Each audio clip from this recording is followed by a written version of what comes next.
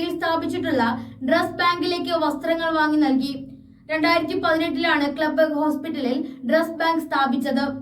എല്ലാ വർഷവും മുടങ്ങാതെ ഇവിടുത്തെ പാലിയേറ്റീവ് കെയർ രോഗികൾക്കും മറ്റ് അവശത അനുഭവിക്കുന്നവർക്കും ക്ലബ്ബ് വസ്ത്രങ്ങൾ വാങ്ങി നൽകാറുണ്ട്. കടയ്ക്കൽ താലൂക്ക് ആശുപത്രി റോട്ടറി ക്ലബ്ബ് സ്ഥാപിച്ചിട്ടുള്ള ഡ്രസ് ബാങ്കിൽ വസ്ത്രങ്ങൾ വാങ്ങി നൽകി. 2019 റോട്ടറി ക്ലബ്ബ് കടയ്ക്കൽ താലൂക്ക് ആശുപത്രി കാഷ്വാലിറ്റിക്ക് സമീപം ഇത് ഹോസ്പിറ്റൽ അടിയന്തര ആവശ്യങ്ങൾക്ക് ഉപയോഗിക്കുന്നതിനും നിർദ്ധനരായ രോഗികൾക്കും പാലിയേറ്റീവ് കെയർ രോഗികൾക്കും ഉപയോഗിക്കുന്ന തരത്തിലാണ് സജ്ജമാക്കിയിരിക്കുന്നത്. റോട്ടറി ക്ലബ്ബിലെ നിലവിലെ പ്രസിഡന്റ്, സെക്രട്ടറി ഉൾപ്പെടെയുള്ള ഭാരവാഹികൾ പരിപാടിയിൽ പങ്കെടുത്തു.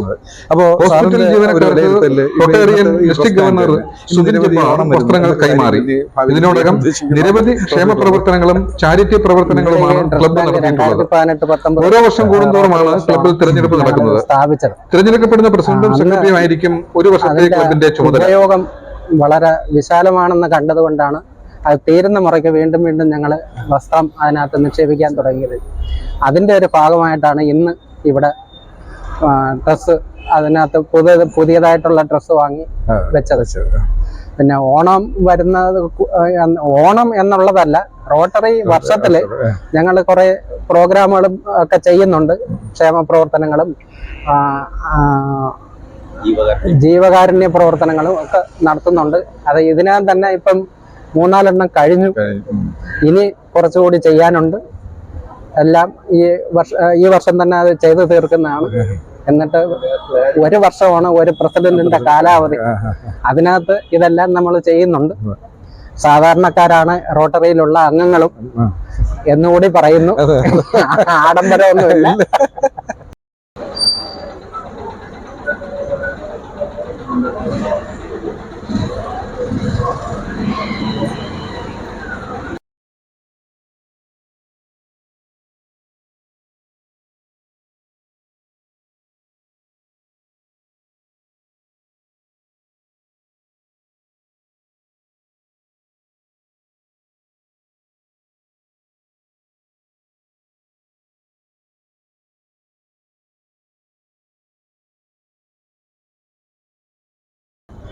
നമസ്കാരം. ഞങ്ങളിന്ന് ഉള്ളത് കടയ്ക്കൽ താലൂക്ക് ആശുപത്രിയിലാണ്. റോട്ടറി ഇന്റർനാഷണൽ ഇവിടെ നിരവധി ക്ഷേമകാര്യ പ്രവർത്തനങ്ങൾ നടത്തുന്നുണ്ട്. അതിനൊരു ഉദാഹരണമാണ് ഇത് ഡ്രസ് ബാങ്ക്. ഇവിടുത്തെ പാലിയേറ്റീവ് കെയറിൽ കഴിയുന്നവർക്കും അതുപോലെ ഇവിടുത്തെ അന്തേവാസികളായിട്ടുള്ള രോഗികൾക്കൊക്കെ ഉപയോഗിക്കുന്ന തരത്തിൽ അവർ കുറേ ഡ്രസ്സ് ഇന്ന് വിതരണം ചെയ്തിരിക്കുകയാണ്. റോട്ടറി ക്ലബ്ബ് എന്ന് നമുക്ക് കേൾക്കുമ്പോൾ പെട്ടെന്ന് വരുന്ന ഒരു ആഡംബരത്തിൻ്റെ അതല്ലെങ്കിൽ എന്തോ ഒരു വലിയ സംഭവമായിട്ടാണ് നമുക്ക് തോന്നുന്നത്. പക്ഷേ അതിൽ പ്രവർത്തിക്കുന്നവരൊക്കെ വിവിധ തലങ്ങളിൽ പ്രവർത്തിക്കുന്നവരാണ്. അവർ മനുഷ്യത്വമുള്ളവരാണ്, രാജ്യത്തോട് വളരെ സ്നേഹമുള്ളവരാണ്, ജനങ്ങളോട് വളരെ കാരുണ്യമുള്ളവരാണ് എന്ന് തെളിയിക്കുന്ന നിരവധി പ്രവർത്തനങ്ങൾ റോട്ടറി ക്ലബ്ബ് ചെയ്യുന്നുണ്ട്. അതുദാഹരണം കടയ്ക്കൽ റോട്ടറി ക്ലബ്ബ് തന്നെ നമുക്ക് എടുത്തു പറയാം. നിരവധി ക്ഷേമ പ്രവർത്തനങ്ങൾ, സാധാരണക്കാർക്ക് എത്തിക്കത്തക്ക രീതിയിലുള്ള നിരവധി പ്രവർത്തനങ്ങൾ അവരിവിടെ ചെയ്യുന്നുണ്ട്. അതിന് ഒരു ചെറിയ ഉദാഹരണമാണ് ഞങ്ങൾ കണ്ടത്. ഡ്രസ് ബാങ്ക് തന്നെ അവരിവിടെ സജ്ജമാക്കിയിട്ടുണ്ട്. ഇപ്പോൾ ഇവിടെ നിൽക്കുന്നവരെല്ലാം റോട്ടറി ക്ലബ്ബിലെ അംഗങ്ങളാണ്. പ്രസിഡന്റ് ഉണ്ട്, സെക്രട്ടറി ഉണ്ട്. അപ്പോൾ നമുക്ക് ഒന്ന് വിശിഷ്ട അതിഥി കൂടിയുണ്ട്. റോട്ടറി ഇന്റർനാഷണലിന്റെ ഡിസ്ട്രിക്ട് ഗവർണർ ആയിട്ടുള്ള സാറിന്റെ പേരെന്താണ്? സുധി. അദ്ദേഹം സുധി ജബ്ബാർ അദ്ദേഹം ഇവിടെ ഉണ്ട്. അദ്ദേഹം കഴക്കൂട്ടത്തുകാരനാണെന്നാണ് അറിയാൻ കഴിഞ്ഞത്. സാർ, നമ്മുടെ റോട്ടറി ക്ലബ്ബ് ലോകം ഒട്ടുക്ക് പ്രവർത്തിക്കുന്ന ഒരു ക്ലബ്ബ് റോട്ടറി എന്ന് പറയുന്നത്. അപ്പോൾ വളരെ ക്ഷേമകാര്യ പ്രവർത്തനങ്ങൾ ലോകമൊട്ടുക്കുള്ള സാധാരണക്കാർക്ക് വേണ്ടി നിങ്ങൾ ചെയ്യുന്നുണ്ട്. അപ്പോൾ നമുക്ക് തോന്നുമ്പോൾ റോട്ടറി ക്ലബ്ബ് എന്ന് പറയുമ്പോൾ വലിയൊരു ആഡംബരത്തിന്റെ അല്ലെങ്കിൽ വലിയൊരു പൊങ്ങച്ചത്തിന്റെ ഒക്കെ മാതൃകയായിട്ടാണ് പല സാധാരണക്കാർ കാണുന്നത്. പക്ഷെ അങ്ങനെ അല്ല എന്ന് നിരന്തര പ്രവർത്തനങ്ങളിലൂടെ നിങ്ങൾ തെളിയിച്ചുകൊണ്ടിരിക്കുകയാണ്. സാർ, ഇതിന്റെ ആ റോട്ടറി ക്ലബ്ബിന്റെ പ്രവർത്തന രീതികളൊന്ന് ചെറുതായിട്ടൊന്ന് വിശദീകരിക്കാം. നമ്മൾ റോട്ടറി ഇന്റർനാഷണൽ എന്ന് പറഞ്ഞൊരു വലിയൊരു സംഘടനയാണ്.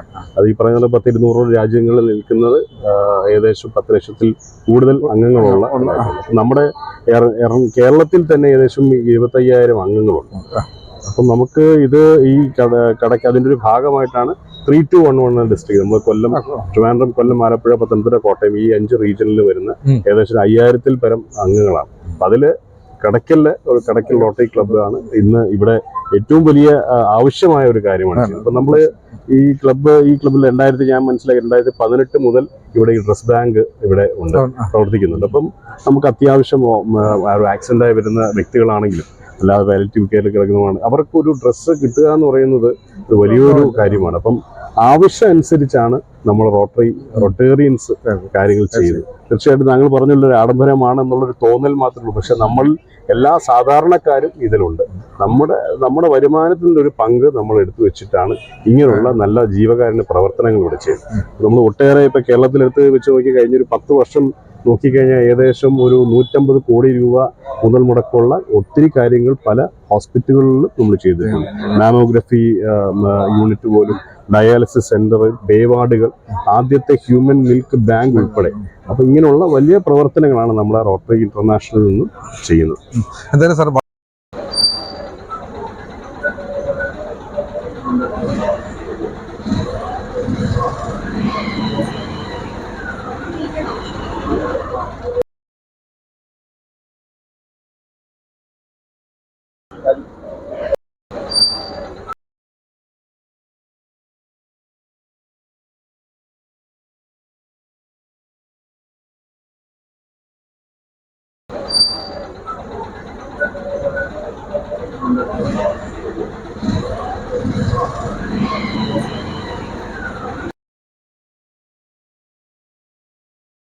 ഞങ്ങളിന്ന് ഉള്ളത് കടയ്ക്കൽ താലൂക്ക് ആശുപത്രിയിലാണ്. റോട്ടറി ഇന്റർനാഷണൽ ഇവിടെ നിരവധി ക്ഷേമകാര്യ പ്രവർത്തനങ്ങൾ നടത്തുന്നുണ്ട്. അതിനൊരു ഉദാഹരണമാണ് ഇത് ഡ്രസ് ബാങ്ക്. ഇവിടുത്തെ പാലിയേറ്റീവ് കെയറിൽ കഴിയുന്നവർക്കും അതുപോലെ ഇവിടുത്തെ അന്തേവാസികളായിട്ടുള്ള രോഗികൾക്കൊക്കെ ഉപയോഗിക്കുന്ന തരത്തിൽ അവർ കുറേ ഡ്രസ്സ് ഇന്ന് വിതരണം ചെയ്തിരിക്കുകയാണ്. റോട്ടറി ക്ലബ്ബ് എന്ന് നമുക്ക് കേൾക്കുമ്പോൾ പെട്ടെന്ന് വരുന്ന ഒരു ആഡംബരത്തിൻ്റെ അതല്ലെങ്കിൽ എന്തോ ഒരു വലിയ സംഭവമായിട്ടാണ് നമുക്ക് തോന്നുന്നത്. പക്ഷേ അതിൽ പ്രവർത്തിക്കുന്നവരൊക്കെ വിവിധ തലങ്ങളിൽ പ്രവർത്തിക്കുന്നവരാണ്. അവർ മനുഷ്യത്വമുള്ളവരാണ്, രാജ്യത്തോട് വളരെ സ്നേഹമുള്ളവരാണ്, ജനങ്ങളോട് വളരെ കാരുണ്യമുള്ളവരാണ് എന്ന് തെളിയിക്കുന്ന നിരവധി പ്രവർത്തനങ്ങൾ റോട്ടറി ക്ലബ്ബ് ചെയ്യുന്നുണ്ട്.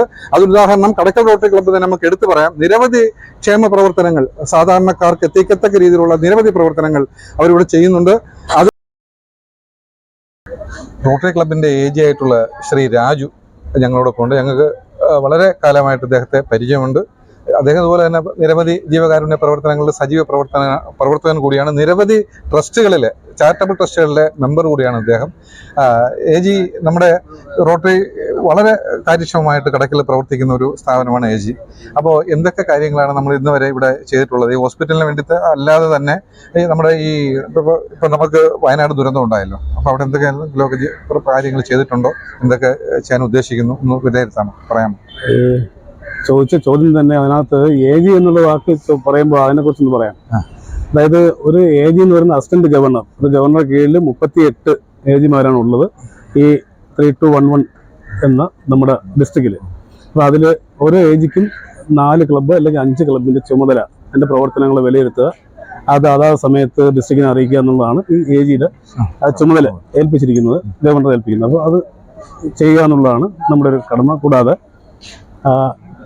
ഈ രണ്ടാമത് ചോദിച്ചത്, വയനാട് ദുരന്തവുമായിട്ട് ബന്ധപ്പെട്ട് റോട്ടറി ക്ലബ്ബ് അവർക്ക് ജീവകാരുണ്യ പ്രവർത്തനത്തിൻ്റെ തുടർന്ന് വരുന്ന ഭാഗമായിട്ട് നമ്മൾ ഇപ്പോൾ ഒരു ഫണ്ട് റോട്ടറി ഡിസ്ട്രിക്ട് 3211 കളക്ട് ചെയ്ത് ഹോൾഡ് ചെയ്ത് വെക്കാനുള്ള തീരുമാനമാണ്.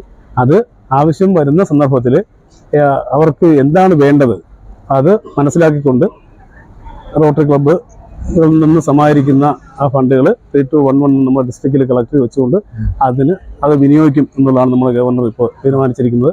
അങ്ങനെയാണ് നമ്മൾ ആ വയനാട് ചാരിറ്റബിൾ പാക്കേജിൽ ഉള്ളത്. അതുപോലെ തന്നെ നമ്മുടെ ഈ കടയ്ക്കൽ ഗവൺമെന്റ് ഹോസ്പിറ്റലിൽ ഒരു കിണർ കുഴിച്ചു കൊടുത്തിരുന്നൊക്കെ പറഞ്ഞിരുന്നു.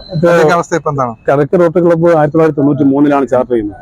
നമ്മൾ ജർമ്മനിയിലുള്ള ഒരു ക്ലബ്ബുമായിട്ട് ചേർന്നുകൊണ്ട് ഇപ്പോൾ കാണുന്ന ഈ താലൂക്ക് ഹോസ്പിറ്റല്, അവിടെ ഇവിടുത്തെ വെള്ളത്തിൻ്റെ ആവശ്യം പരിപൂർണമായിട്ട് നിറവേറ്റത്തക്ക രീതിയിൽ ഒരു കിണർ കുഴിച്ച് ആ വെള്ളം സപ്ലൈ ചെയ്തുകൊണ്ടിരിക്കുകയായിരുന്നു. എന്നാൽ അത് പിൽക്കാലത്ത് സിവിൽ സ്റ്റേഷൻ വരുന്ന ആ ഒരു സ്ഥലത്തായിരുന്നു അത്. അപ്പോൾ അതിൻ്റെ നിർമ്മാണത്തിന് തടസ്സം ഉണ്ടാവും എന്നുള്ള ഒരു കണക്കൂട്ടലിൽ അവർ ആ കിണർ നികത്തി അത് കെട്ടിടം നിർമ്മിക്കാൻ വേണ്ടി വിനിയോഗിക്കുകയായിരുന്നു. അപ്പോൾ വീണ്ടും ഞങ്ങൾ പല പദ്ധതികളും ഉണ്ട് ഈ താലൂക്ക് ഹോസ്പിറ്റലിന് വേണ്ടി. ഓരോ വർഷവും നിർധനരായ രോഗികൾക്ക് വേണ്ടിയുള്ള പല പദ്ധതികളും ഉണ്ട്. അപ്പോൾ അതിലൊക്കെ ഉൾപ്പെടുത്തിക്കൊണ്ട് ഇനിയും പല കാര്യങ്ങൾ ചെയ്യാൻ റോട്ടറി സന്നദ്ധമാണ്, തയ്യാറുമാണ്. അങ്ങനെ തുടർന്ന്